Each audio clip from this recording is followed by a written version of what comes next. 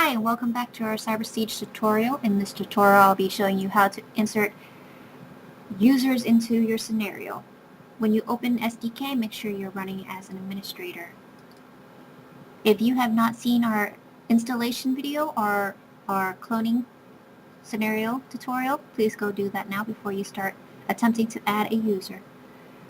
As you can see here, this is the Start Office scenario, and if you look here, in the reusable set library, there's a bunch of users.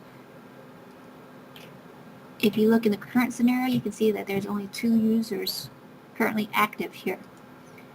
Let's build and run so you can see what users are there.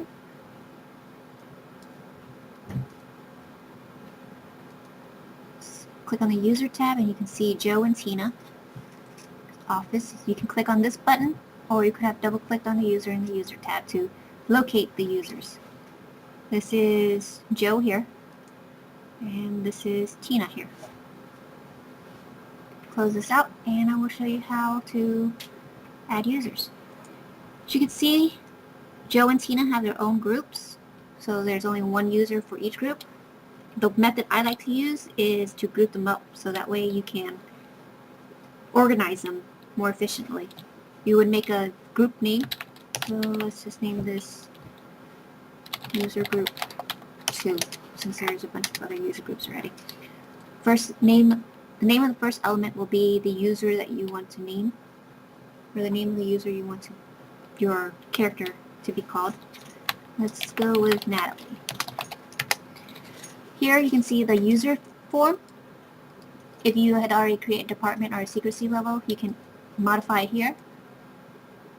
At this point, it is not very necessary for you to fill it out. You can actually come back to this form and fill them out once you create the department or the secrecy or the integrity groups.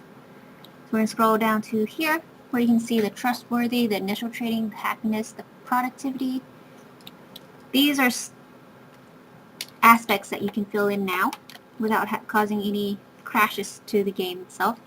We're going to just put trustworthy at 90, initial training at 90, happiness at 90, just 90 here. For the grid position in Office, this would have to be under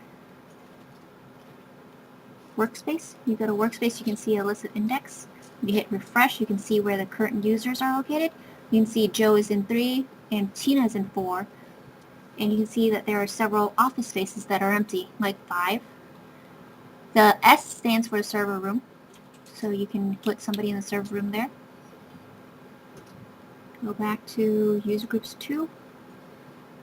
You see Natalie is still there. Grid and position, I'll put her in 5. Here you can change the gender of the character.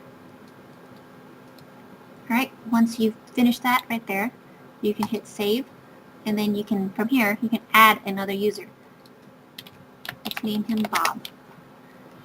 When you do that, you can see that all these will transfer over to this next form.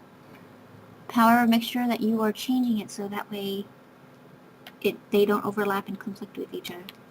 Let's put him in 1, make him a Mel. Click Save. Once you finish that, go back to your reusable set library, find your group, right-click, add to scenario. At this point, it should drop down to the current scenario, and you can see Joe, Tina, and user groups 2 here. Let's build and run.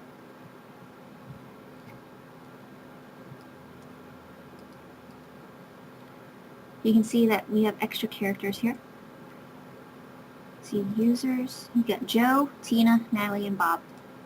Double click, you see Natalie's there. Bob is there. And that would conclude our tutorial on how to add users.